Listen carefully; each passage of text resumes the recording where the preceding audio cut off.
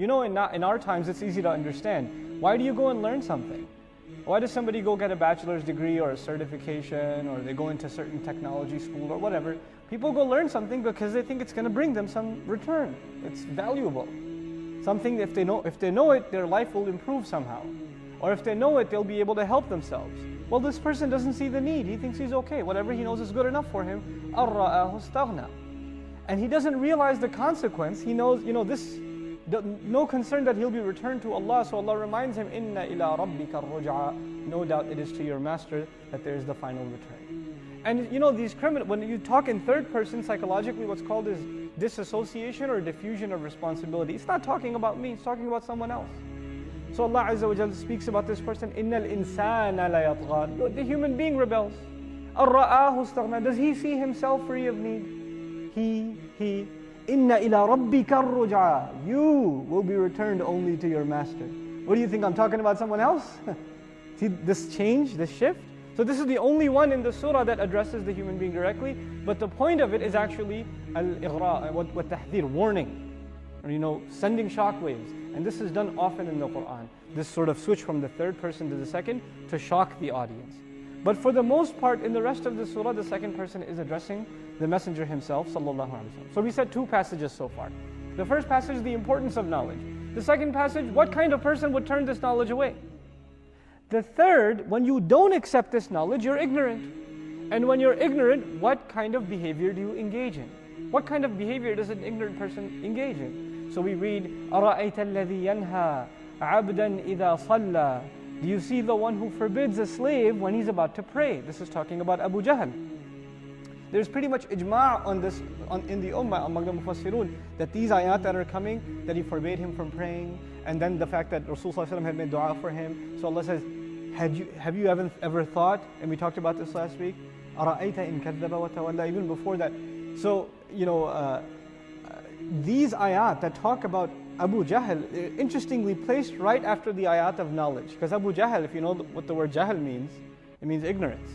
So they're the ayat of knowledge, and then the polar opposite, the father of ignorance. The guy who was named by that. And by the way, the Arabs used to call him Abu al-Hakam, the father of wisdom. And in this father of concept doesn't exist in English, but we have other things. You know how we say, that's a basketball man, right? Or that's a car guy. What does that mean? When I see him, I know this guy is obsessed with cars, or he knows a lot about cars, or he's great at playing basketball, right? We put a guy at the end of it, right? That's a computer guy, right? Well, they didn't have guy, they had Abu. So, Abu Jahl, we shouldn't really translate it as father of ignorance. That's the ignorance guy. You see him, the first thing that comes to your mind is ignorance. But before this, he was known among his people as the wisdom guy.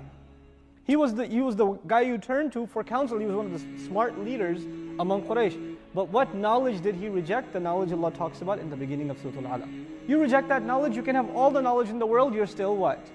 You're still jahil. You're still ignorant. So those ayat come about Abu Jahl.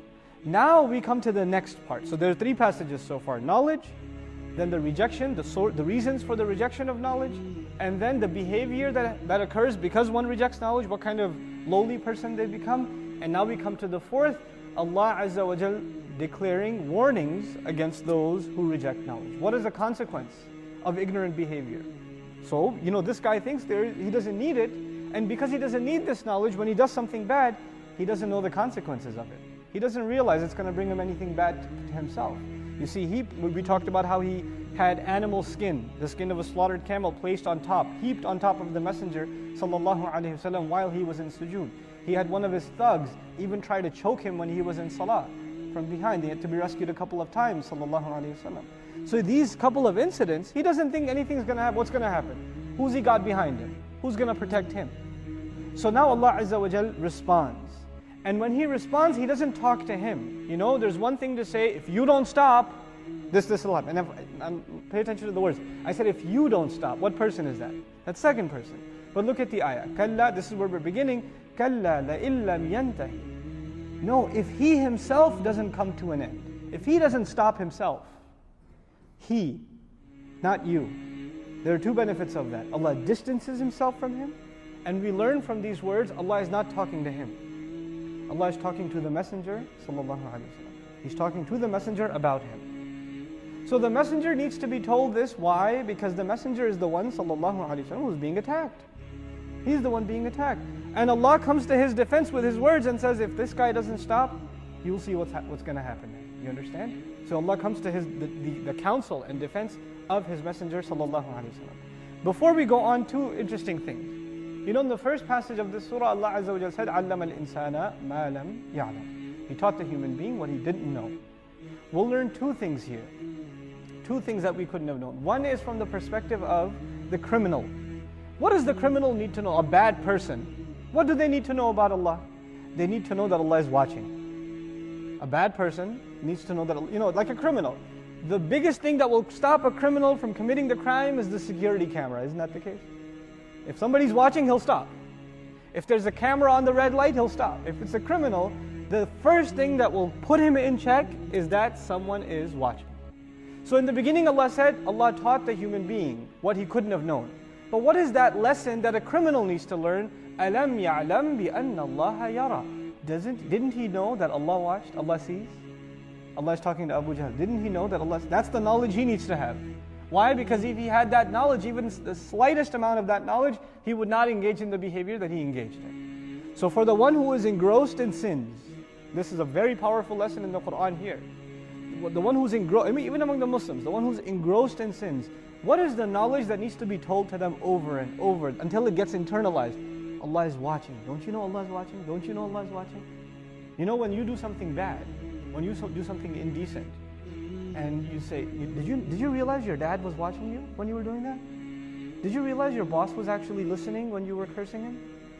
You know, when somebody else is watching and you do this, you behave badly, all of a sudden you put yourself in check. You start apologizing. You realize it was something very bad, right? But now, for a person to gain the first step in Iman and leave their criminal behavior, أَلَمْ يَعْلَمْ بِأَنَّ اللَّهَ يَرَى. Now, that he doesn't even want to accept. That knowledge he even rejects. Now we get to the ayat of consequences. كَلَّا لَئِن لَمْ يَنْتَهِ. No, if he doesn't stop at all, then, if he still doesn't stop, and لَئِن, this is not just in would have meant if he didn't stop. لَئِن لَمْ يَنْتَهِ. If he dares to continue, in other words, lam is here lam at-tawkid, and is also here for al-ighra. It's warning him. If he thinks he can get away and continue this behavior, if he thinks he's going to continue at all in any capacity, لَنَسْفَعًا بِالنَّاصِيَةِ. We will certainly grab him and drag him by the, you know, in Old English they call it the forelock. It's this hair right in front of your head. We'll grab him by that. We'll grab him by that. You know, now grabbing by this, usually an animal is grabbed from here. An animal is grabbed from the front when the master is angry at the animal. Okay, a child can be grabbed when the adult is being abusive to the child, and grab him from the head. In a moment of rage, Musa alayhi salam grabbed Harun alayhi salam where? Here. He has authority over him. He grabbed him on the head and the beard, right? Now Allah Azza wa Jalla in the ayah says, we will grab by the forehead, right here. This here, we'll grab it. This is very powerful. First of all, Allah didn't say, لَنَسْفَعَنْهُ. We will certainly grab him. The word him is not there. The word him is not there. It's understood. Why? This is actually part of the rhetoric of the Quran. Abu Jahl is not even worth mentioning. One is understood, two, he's not even worth mentioning, especially not with a verb for which the subject is Allah. نَسْفَعًا. We will certainly grab and drag by the forelock, the front of the head. The other thing is, this forehead in Arab tradition and expression was the place of two things. One, it was the place of your pride. This is where your pride is, and actually this is part of most societies. This is your pride, which is why you wear a hat and an emblem shows here. In other cultures you have turbans, right? This is a place of dignity. And also this is a place, of course, where the mind rests, so this is the place of knowledge. And he had rejected knowledge. That's the beginning of the surah. We'll grab him by the part which led him to his kufr. Two things led him to kufr, his ignorance and his arrogance. And what's the place in the body that's the place of ignorance and arrogance? An-nasiyah, the cultural representation of it. So that's one, Allah will grab him by that. Then the other thing here is, at the end of the surah we will learn there is an ayah of sajda. And what do you put on the ground when you make sajda? It's right here. So in the end, the messenger is told, don't be like Abu Jahl, you put your head down now in this dunya. But him, if he doesn't put his head down now, when will we drag his head?